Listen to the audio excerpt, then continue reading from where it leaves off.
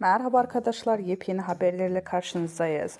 Hande Erçel'in yeni tarzı olay oldu.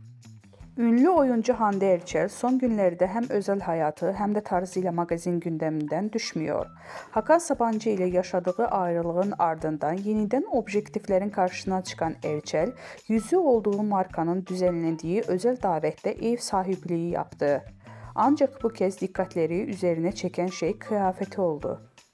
Hande Erçel'in daveti için tercih ettiği sade ama iddialı kombin kısa sürede sosyal medyada gündem yarattı.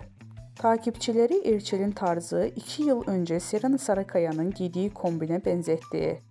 Kimi kullanıcılar ilham almak normal derken kimileri tam kopyalamış ifadelerini kullandı. İki ünlünün ismi stil benzerliği magazin sayfasında da geniş yankı bulundu.